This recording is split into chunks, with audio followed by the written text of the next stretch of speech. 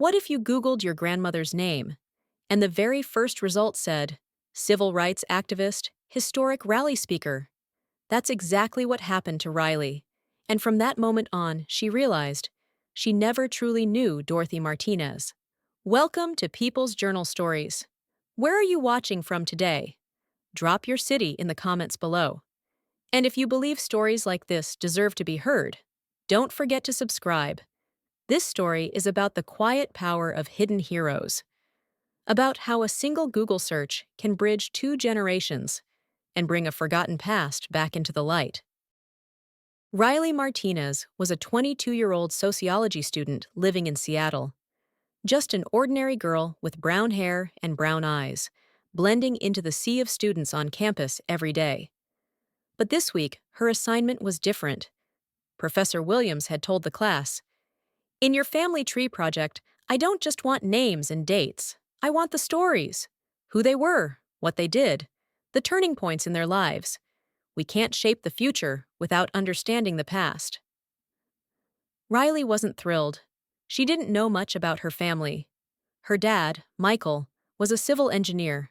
Her mom, Carmen, a nurse. Both born and raised in Seattle. Nothing worth telling, she thought. But her grandmother Dorothy was different. She lived alone in Vancouver. Riley visited her once a month. Dorothy was quiet, soft-spoken. She spent time tending her garden, watching the news, and rarely spoke of the past. Whenever Riley asked, Dorothy always gave the same answer. "I lived a simple life, sweetheart. Got married, raised my kids, retired. Nothing too exciting." But for the project, Riley needed more than vague memories. She needed dates, places, events. Dorothy was born in 1944, married in the 1960s, raised her children in the 70s, retired in the 90s. On paper, a plain life. That night, Riley sat in her dorm room and opened her laptop. The room looked like any student's, messy, covered in posters, books everywhere. Coffee mug in hand, she pulled up Google. Maybe I'll find an old photo or newspaper mention, she thought. She typed in, Dorothy Martinez. A broad search. The results began to load. The first few hits were unrelated. Different Dorothy Martinez names. A doctor, a lawyer, a teacher. But then, one headline stood out. Dorothy Martinez, the voice that changed Canada, civil rights leader of the 70s. Riley put her coffee cup down. This couldn't be her grandmother, could it? But the timeline matched. 1970s, Vancouver, same name. She clicked the article. The photo on the screen left Riley stunned. It was her grandmother Dorothy at age 25. But not the Dorothy she knew. This Dorothy stood with a megaphone in her hand, a sea of people in front of her. Fire in her eyes, resolve on her face. She was delivering a speech at Parliament Hill in Ottawa. The caption below the photo read, 1975 Human Rights Rally. Dorothy Martinez addresses 15,000 protesters demanding equal rights for immigrant workers. Riley began to read the article. Dorothy Martinez, a Mexican-American immigrant born in California, but raised in Vancouver, became one of Canada's most influential civil rights activists in the 1970s. Her passionate speeches and organizational skills helped pass the landmark Immigration Reform Act of 1976. Riley couldn't believe her eyes. Her grandmother was of Mexican heritage? She had never mentioned that. And an activist? The quiet woman who tended flowers and barely spoke about her past. She kept reading. Martinez's activism began in 1972 after witnessing discrimination against immigrant workers in Vancouver's construction industry. Her husband had been denied job opportunities despite his qualifications, and she decided to take action. Starting with small community meetings, she gradually built a movement that would span across Canada. Riley's heart raced. Her grandfather was a construction worker? Dorothy had always said he had just a regular job. The article detailed the protests Dorothy organized, from 500 people in Vancouver in 1973 to 15,000 on Parliament Hill in 1975. Martinez's most famous speech, delivered on Parliament Hill in October 1975, is credited with influencing Prime Minister Pierre Trudeau's immigration policies. Video footage of the speech, recently digitized, shows her declaring, "We are not asking for charity, we are demanding justice." Riley's eyes froze on two words: video footage. She went straight to YouTube and typed, "Dorothy Martinez, 1975, Parliament Hill." There it was. The video was grainy, but the voice was clear. Her grandmother's voice, but in a tone she had never heard before. Powerful, steady, controlled, yet furious. "My fellow Canadians," Dorothy said in the video, "we stand here today not as strangers, but as your neighbors, your co-workers, your friends. We have built your houses, cleaned your offices, cared for your children. All we ask is to be treated with the dignity every human being deserves." Riley paused the video. Was this really her grandmother? The woman who quietly sat at the dinner table was the same woman who once spoke to a nation? She dug deeper. Google Images showed dozens of photos. Dorothy leading rallies, giving interviews, meeting with other activists. In every photo, the same determination, the same fire. Then, Riley found a darker article, dated 1976. Death threats force activist Dorothy Martinez into hiding. Her stomach dropped. The article read, "Following increased visibility from last year's Parliament Hill rally, civil rights leader Dorothy Martinez has received multiple death threats. Sources close to Martinez report that she has suspended public activities and increased security measures for her family's protection." Riley stopped. Her grandmother had received threats? Was her life in danger? Why had she never mentioned any of this? Hours had passed. Riley was still at her laptop, unraveling the hidden past of her grandmother. Every detail shocked her more. Dorothy Martinez wasn't just an activist. She was a leader, a community organizer, a policy advocate, a champion of women's rights, one of the most recognized civil rights figures in Canada during the 1970s. But after 1976, the trail went cold. No more articles, no more photos. It was like Dorothy Martinez had vanished from the world. Riley picked up her phone. It was time to call Martinez. Riley's hands trembled as she dialed her grandmother's number. It was midnight in Seattle, 1 a.m. in Vancouver. But she couldn't wait. After 3 rings, Dorothy's sleepy voice answered, "Hello? Riley? Is everything okay, sweetheart?" "Grandma, I need to ask you something. It's important." Dorothy's breath shifted. Maybe she sensed the seriousness in Riley's voice. "Of course, honey. What is it?" Riley took a deep breath. "Did you give a speech in Ottawa in 1975?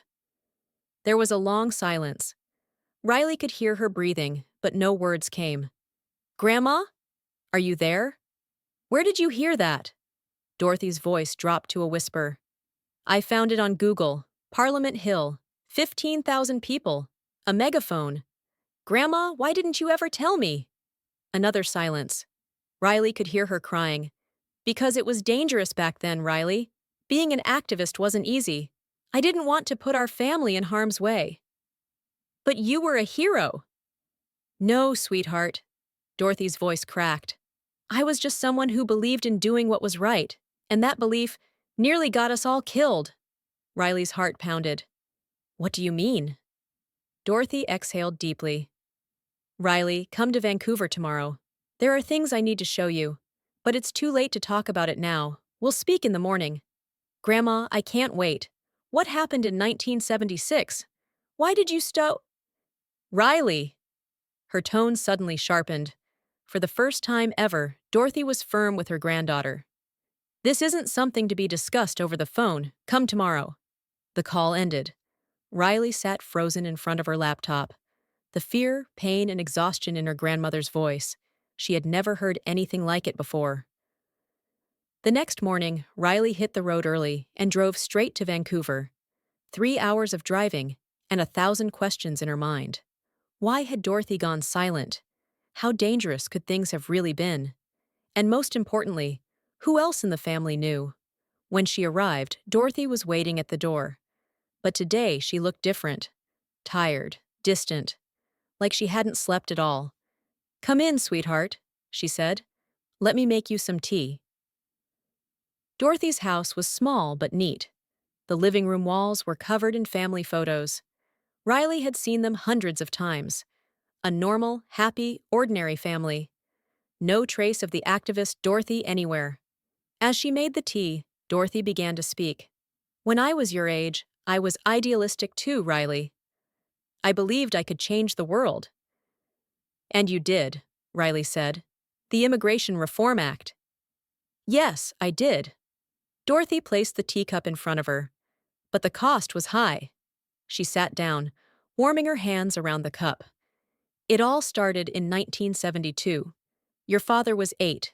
Your aunt was 6. Your grandfather worked construction, but he was constantly discriminated against. Because of his Mexican heritage, he was paid less than white workers doing the same job." Riley listened silently. "One day, he came home in tears, a 45-year-old man, crying. He said to me, 'Dorothy, I can't provide for my family anymore.' That night, I made a decision. I would speak up." Dorothy looked directly into Riley's eyes. But speaking up wasn't easy in the 1970s, especially not as an immigrant woman. "How did you start?" "With small gatherings, 10 or 15 people at the community center, then church basements, union meetings. As people shared their stories, we grew stronger." Dorothy stood up and walked to the window. "The Ottawa rally in 1975 was my proudest moment. 15,000 people, all demanding change. Prime Minister Trudeau heard our message, and the Immigration Act really did change." "So what happened next?" Dorothy's voice darkened. "Then, hell began." Dorothy kept speaking, still facing the window. "The letters started coming in early 1976, she said quietly. "At first, it was just ugly words. 'Go back to Mexico,' 'communist bitch,' that kind of thing. I didn't pay much attention." Riley stood up and joined her grandmother by the window. "But then it got serious. Photos of our house, pictures of your dad and aunt at school, what time they left, where they went. Someone was watching us." Dorothy's voice trembled. "The worst part?" she said. "When we went to the police, they didn't take us seriously. They said, 'That's the price of activism. You chose to be a public figure.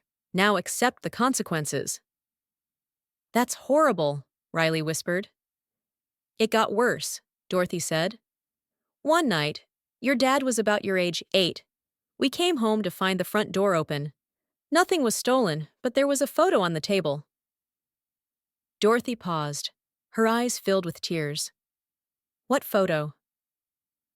"A picture of your grandfather at his work site, but there was a red X drawn over his head, and underneath it said, 'Next time, it won't be just a threat.'" A chill ran through Riley's body. "That night, your grandfather and I sat down and made a decision. We couldn't risk the kids' lives. I had to walk away from activism." "Just because of the threats?" Dorothy turned to face Riley. "No, sweetheart, because those threats started becoming real." Dorothy walked back to the living room and pulled out a photo album Riley had never seen before. "I've never shown these to anyone," she said, opening it slowly. The first page stunned Riley, a picture of a burning car. "That was our car, May 1976.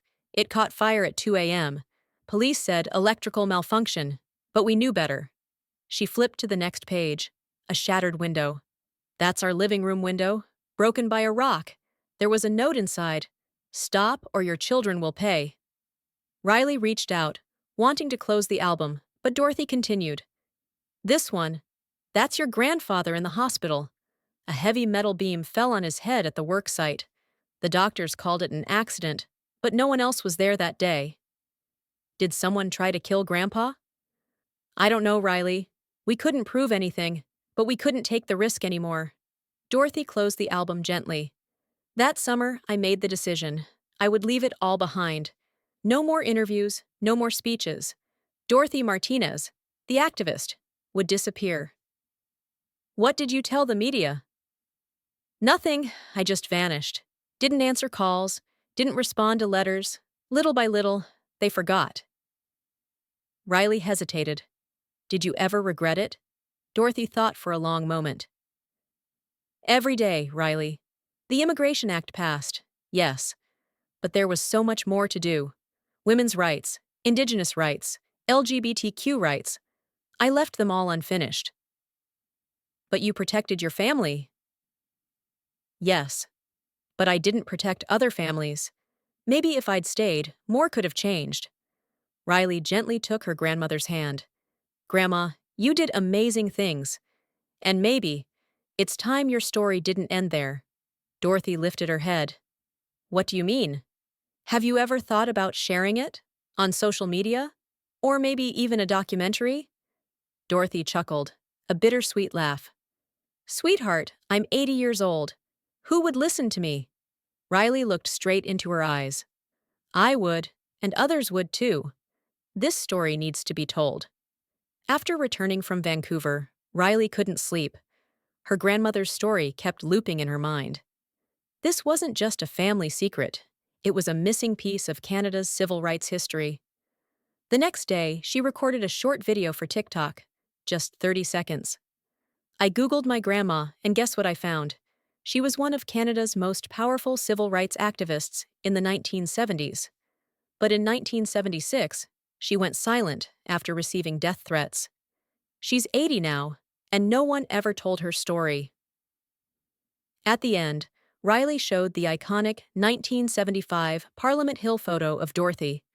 The first day, 500 views. Second day, 5,000.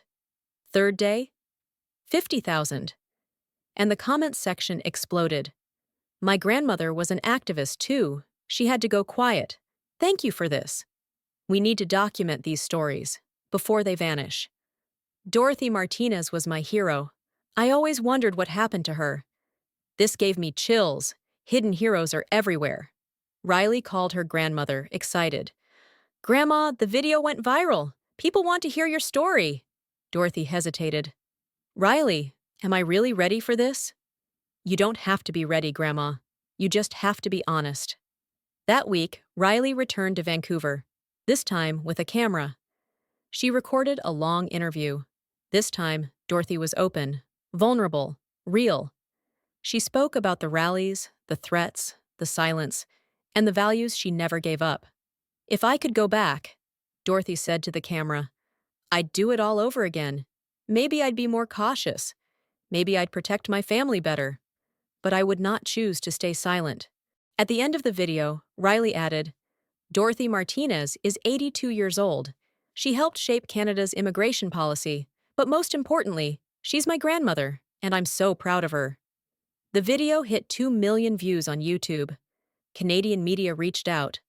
The Toronto Star, CBC News, CTV. They all wanted interviews. At first, Dorothy was hesitant, but then she said, if my story can inspire young people, then it's worth telling. In her CBC interview, she recounted her activism in full. The hashtag #sign Dorothy Martinez started trending, but the most beautiful moment came unexpectedly. When Riley visited again, a young woman was waiting outside Dorothy's door.